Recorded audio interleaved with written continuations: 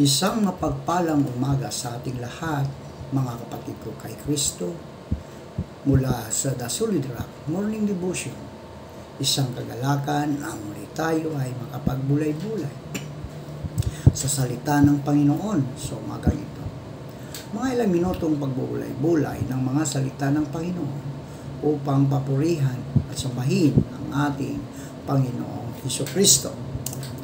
Ang ating pong pagbubulay-bulayan sa mga umaga ito ay matatagpuan sa Juan, Kapitulo 21, talatang 15 hanggang 17. Ito ang sinasabi.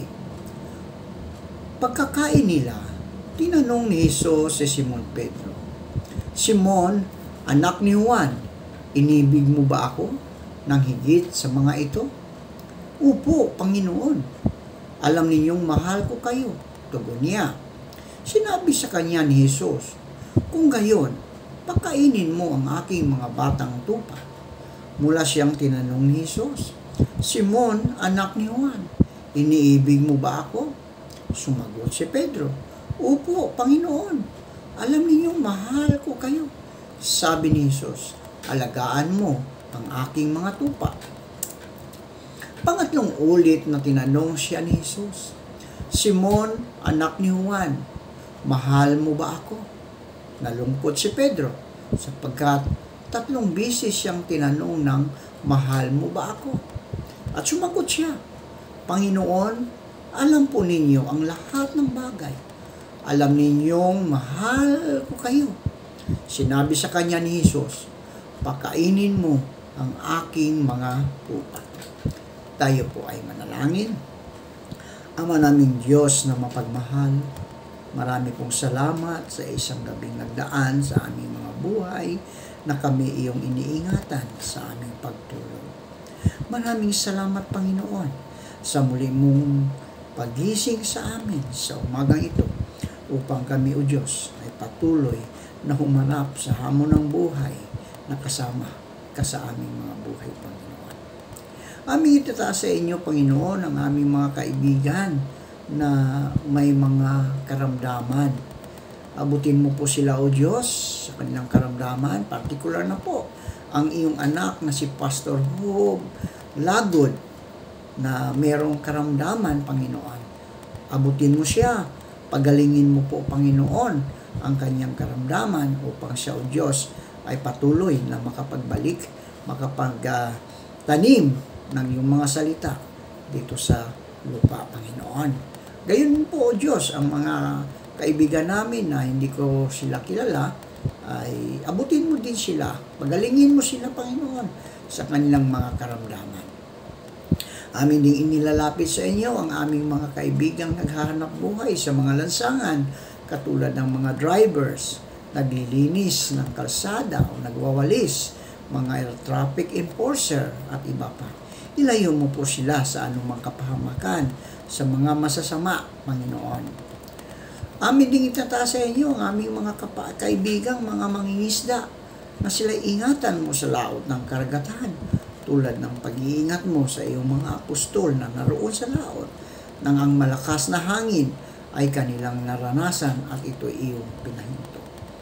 Amin ding itinaas ang aming mga kaibigan na mga magsasaka na sila ay iyong ingatan sa kanilang pagsaka upang ang bawat tao ay magkaroon ng pagkain sa bawat hapag. Amin ding inilalapit sa iyo, Panginoon, ang aming mga kaibigang naghahanap ng trabaho. Ito man ay lokal o abroad, naway makasumpong sila ng magandang trabaho sa tulong ng iyong banal na Espiritu Santo upang magkaroon sila ng hanap buhay. Maraming salamat, Panginoon, sa mga katugunan sa aming mga panalangin sa pangalan ni Jesus na aming Diyos at tagapagligtas. Amen. Ang isang Kristiyano ay may pananampalataya sa Panginoong Hesukristo na siya ang literal na anak ng Diyos na isinugo ng kanyang Ama upang magdusa para sa ating mga kasalanan. Sa dakilang pagpapakita ng pagmamahal na alam natin bilang pagbabayad sala. Ang isang Kristiyano ay naniniwala na sa pamagitan ng biyaya ng Diyos Ama at ang kanyang anak na si Jesucristo, maaari tayong magsisi, magpatawad sa iba, sumunod sa mga utos, at magmana ng buhay na walang hanggan. At sa paglalakad ni Jesus sa tabi ng dagat ng Galilea, ay nakita niya ang dalawang magkapatid, sina Simon na tinatawag na Pedro at si Andres na kanyang kapatid, na inihuhulog ang isang lambat sa dagat sapagkat sila'y mga mamamalakaya. At sinabi niya sa kanila, magsisunod kayo sa hulihan ko at gagawin ko kayong mga mamamalakaya ng mga tao. At pagdakay iniwan nila ang mga lambat at nagsisunod sa kanya. Bilang mga Kristiyano, mga kaibigan, may makakataon tayong kumilos, pagdaka at kaagad at nang may katatagan. Tulad ni na Pedro at Andres, iniwan nila ang mga lambat at nagsisunod sa kanya. Tayo man, mga kaibigan, ay inutusang iwanan ang ating mga lambat at itakwil ang mga makamundong gawi, kaugalian at tradisyon. Iniutos din sa atin na talikuran ang ating mga kasalanan. Pinalapit ni Jesus sa kanya ang karamihan at sa kanila'y sinabi, kung ang sinumang tao ay ibig sumunod sa akin, ay tumanggi sa kanyang sarili at pasanin ang kanyang krus at sumunod sa akin. Ang pagkakait sa ating sarili ng di makadiyos na pag-uugali ay simula ng pagsisisi na naghahatid ng malaking pagbabago ng puso hanggang sa tayo ay wala nang hangaring pang gumawa ng masama. Ang pagbabagong ito na tinatawag na pagbabalik loob ay posible lamang sa pamagitan ng tagapagligtas. Nangako si Jesus, kung ang mga tao ay lalapit sa akin, ay ipakikita ko sa kanila ang kanilang kahinaan. At ang aking biyaya o grasya ay sapat para sa lahat ng taong magpapakumbaba sa kanilang sarili sa aking harapan. Sapagkat kung magpapakumbaba sila sa kanilang sarili sa aking harapan at magkakaroon ng pananampalataya sa akin, sa gayon ay gagawin ko ang mahihinang bagay na maging malalakas sa kanila. Kapag tayo ay napanibago kay Kristo, magbabago ang mismong pagkatao natin at hindi na natin nanaising balikan ang dati nating pag-uugali. Magagayon man, ang mga tatapat na Kristiyano ay laging pagpalain sa pagdanas ng mga paghihirap at kabiguan. Kapag dumating ang mga hamong ito na nagpapadalisay sa atin, maaari tayong matuksong balikan ang dati nating pag-uugali. Matapos ang pagpapako sa krus sa tagapagligtas, nagpakita siya sa kababaihan at sinabi sa kanila na makikita siya ng kalalakihan sa Galilea. Pagbalik ni Pedro, ang nakakatandang apostol sa Galilea, nagbalik din siya sa gawaing alam niya na komportable siyang gawin. Mangingisda ako. Paliwanag niya at nagsama siya ng ilang mga disipulo. Tunay ngang si Pedro at ang iba pa ay nangisda buong magdamag na walang mahuling isda. Kinabukasan, nagpakita si Jesus sa pangpang at tinawag sila sa dagat at sinabi, ihulog ninyo ang lambat sa dakong kanan. Sinunod ng mga disipulo nasa bangka ang mga tagubilin ng tagapagligtas at agad natuklasan na himalang na puno ng mga isda ang kanilang mga lambat. Nakilala ni Juan ang tinig ng tagapagligtas at dagdagling o tumalon si Pedro sa dagat at lumangoy patungong Pampang. Sa mga Kristiyanong nagbalik sa dati nilang di tapat na pag-uugali, isipin ang halimbawa ng katapatan ni Pedro. Huwag magpaliban, kaibigan. Halina't pakinggan at kilalanin ang tinig ng Panginoon na tumawag sa iyo. Kaibigan, pakinggan mo ang tinig ng ating Panginoon. Tinatawag ka niya ngayon upang gawin kang mamamalakayan ng mga tao. Doon ay kagad magbalik sa Kanya at muling tanggapin ang Kanyang saganang pagpapala. Nang magbalik sa Pampang ang mga kapatid, natuklasan nila ang maraming isda at tinapay. Magsiparito kayo at mga pawing gutom. Ang pag-anyaya ng tagapagligtas nang pakainin niya sila 3 bisis niyang tinanong si Pedro, Simon, anak ni Juan, iniibig baga ako? Nang ibihayag ni Pedro ang kanyang pagmamahal, hiniling sa kanya ng tagapagligtas, pakanin mo ang aking mga kordero, pakanin mo ang aking mga tupa. Ito ang panawagan ni Kristo sa bawat isa sa atin ngayon bilang mga Kristiyano, mga kaibigan. Pakanin mo ang aking mga kordero. Pakanin mo ang aking mga tupa.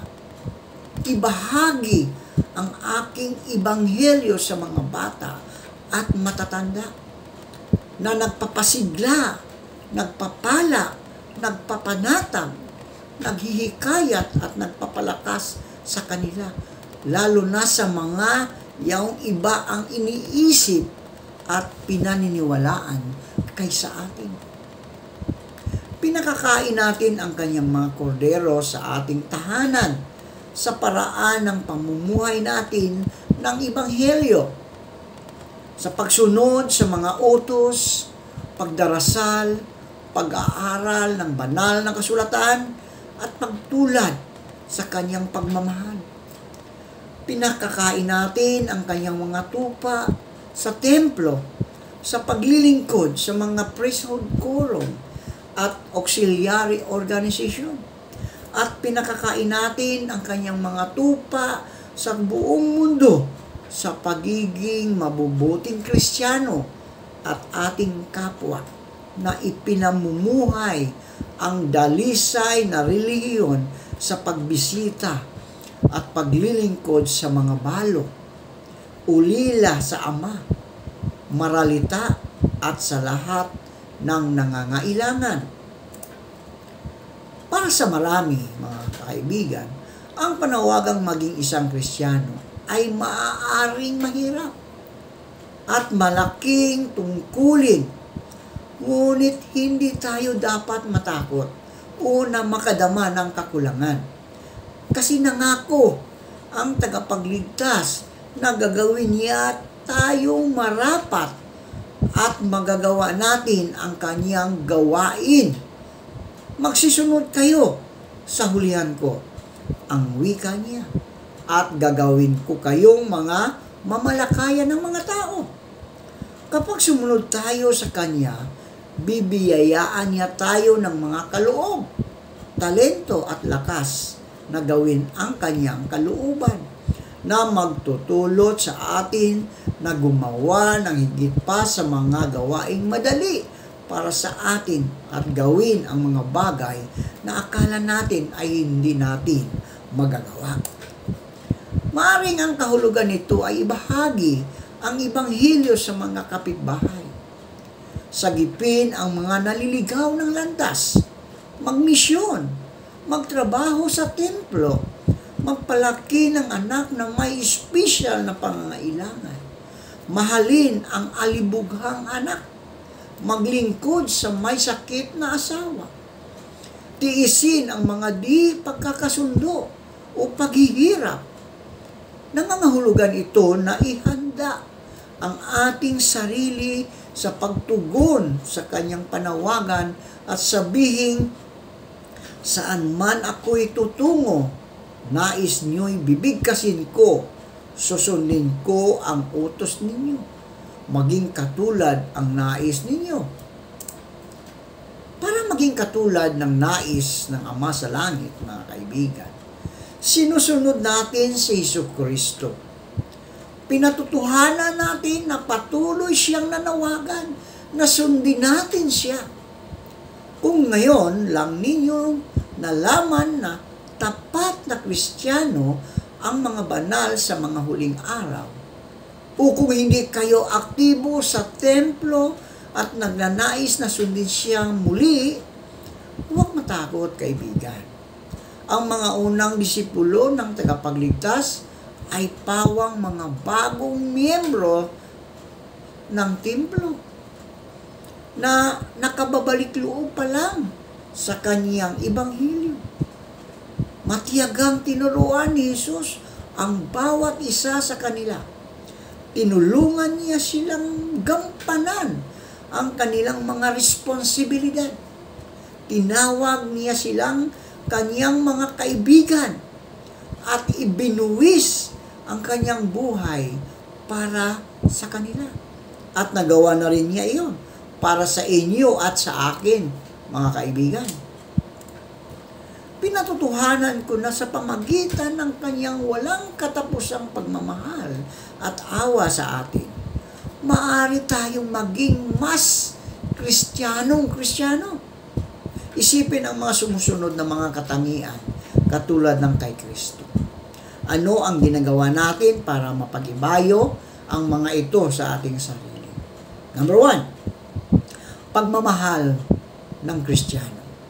Ang pagmamahal ng Kristiyano ay pinahalagahan ng tagapagligtas ang lahat, no? Mabait at mahabagin sa lahat. Iniwan niya ang 99 upang hanapin ang isang nawawala, dahil maging ang mga buhok natin ay bilang niya. Pangalawa, pananampalataya ng Kristiyano. Ang pananampalataya ng isang Kristiyano sa kabila ng mga tukso, pagsubok at pag-uusig, nagtiwala ang tagapagligtas sa ating Ama sa Langit at piniling maging tapat at masunurin sa kanyang mga utos. Pagsasakripisyo ng Kristiyano. Ang pagsasakripisyo ng Kristiyano sa buong buhay niya, ibinigay ng tagapagligtas ang kanyang oras, lakas at sa huli, sa pamagitan ng pagbabayad sala, ay ibinigay niya ang kanyang sarili upang ang lahat ng anak ng Diyos ay mabuhay na maguli at magkaroon ng pagkataong magmana ng buhay na walang hanggan.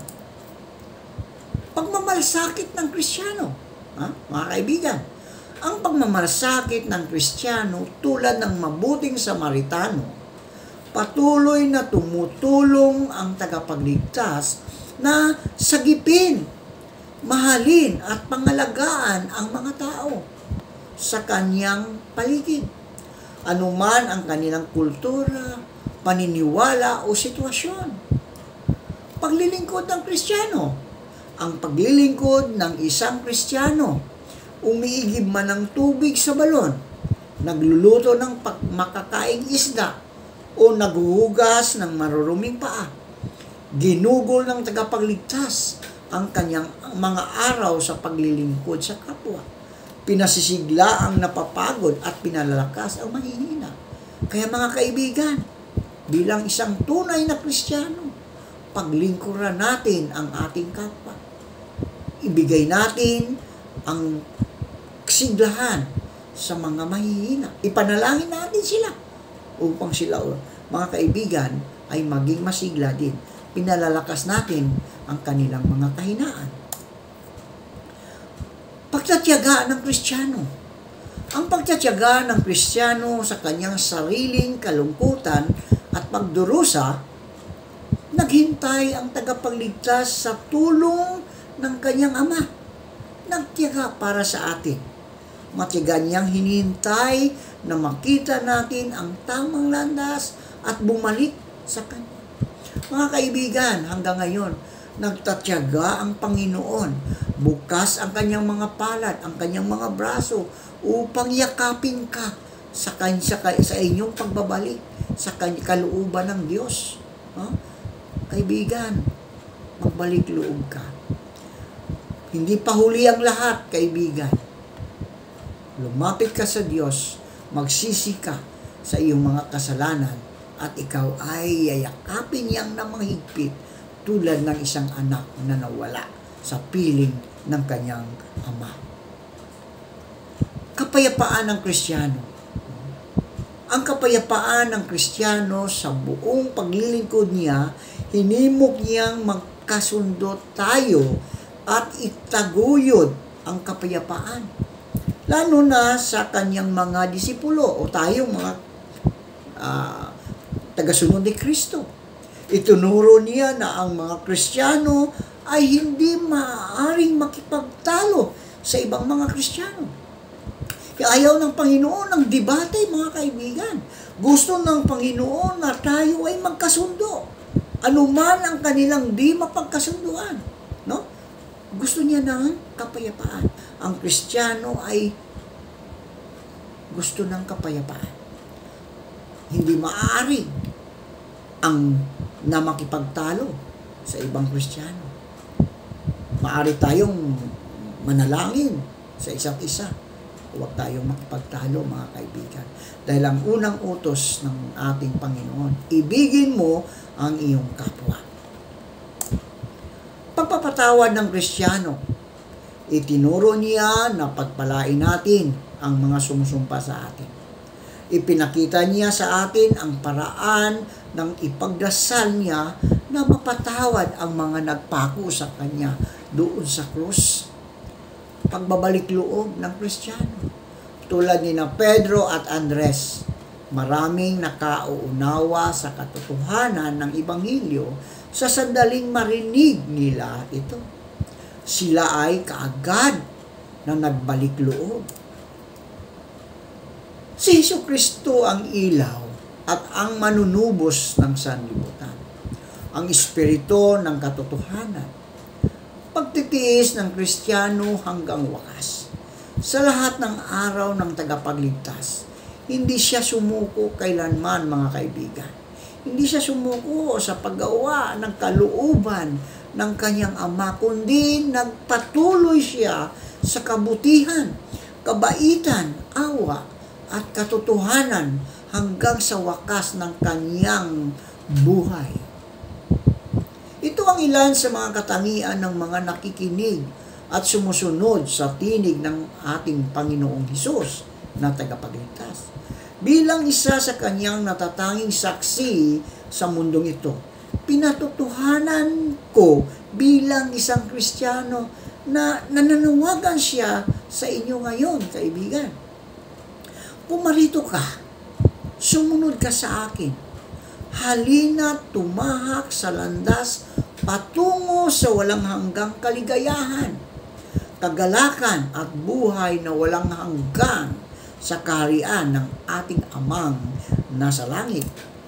Tayo po ay manalangin. Salamat, Panginoon, sa mga salitang aming na pagbubulay-bulayan ngayong umaga. Naway maging gabay namin ito sa aming buhay sa mundong itong aming ginagalawan.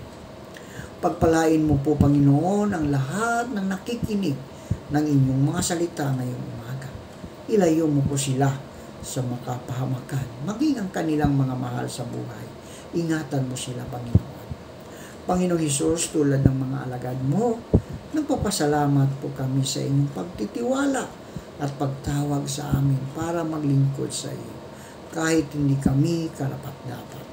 Makakaasa po kayo na hindi po namin sasayangin ang magandang pagkakataon na ibinigay ninyo sa amin.